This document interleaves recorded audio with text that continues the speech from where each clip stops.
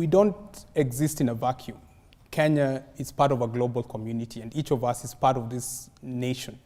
So let's start with a few fundamentals. Where are we as a country?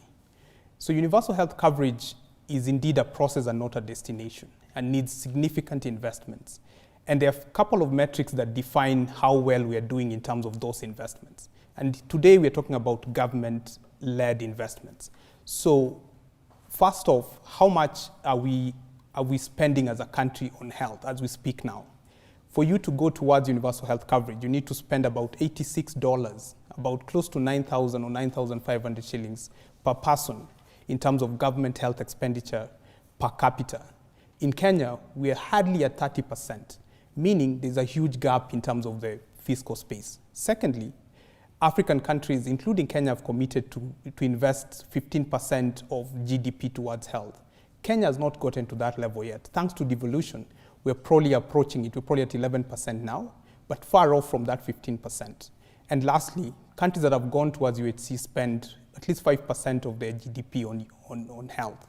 Kenya, we are about 2.2 or 2.3%. What am I trying to tell you? I'm telling you that from a government perspective, there's still a huge deficit in terms of investments. What that means is threefold. That on one hand, UHC needs three parameters. It's a question of how many people are you covering, what is the scope of services you're giving them, and how much financial hardship risk do they stand. So as it is now, the people who are covered in Kenya reliably from a health insurance perspective, probably about 20 or 21%. And in terms of the availability of services, from a recent survey by the government, you're about 42 or 43% of essential services being available to Kenyans. And lastly, out-of-pocket expenditure that Kenyans are paying is significantly high, meaning that in Kenya, we're about 26% of total health expenditure coming directly from people's pockets, meaning people are at risk of hardship. That means the fiscal space for health is significantly constrained. What does that mean? It means we need to be very prudent with the available resources. So what resources give us the best return? We've done a significant amount of work, including in my own career, to look at what is the return on investment for community health or primary healthcare interventions. One of the most rewarding investments is immunization. For every 1 shilling you put in, you get 16 shillings out. The second one is community health. You put in 1 shilling, you get about 9 shillings back. You'd hardly get to those numbers with secondary or tertiary care. You just don't get those returns. And when resources are limited and they're tax-based from citizens, then you need to find the most rewarding investments to put money in. And community-centered primary health care has been shown repeatedly to be that investment.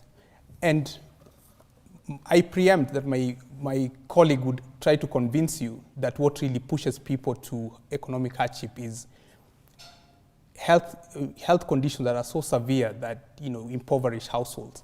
But I'm here to tell you that primary health care is a step ahead and is asking the question, why don't we prevent those events from getting to the critical level where you need tertiary health care? Why am I saying this? If you look at Kenya today and ask yourself, what kills people? The top 10 diseases that kill people are diseases like HIV, malaria, diarrheal diseases, pneumonia in children. All these diseases, 80–90% of them can be prevented and sufficiently treated at primary healthcare level. So the risk that you'll get someone advancing to the point of where they need tertiary healthcare is significantly low if we actually invest in primary healthcare. And ultimately, the question you ask yourself is, what's government's mandate? The debate today is about government. What's your job as government? Your job as government is to protect the people you serve using the taxpayers that you've collected from them. What does that mean? It means you've got to take that tax money and ask yourself, you're pulling this money into one basket and you're going to use it for everybody. You've got to start with what is most equitable, most rewarding as an investment, and what gives the majority of the people access to healthcare.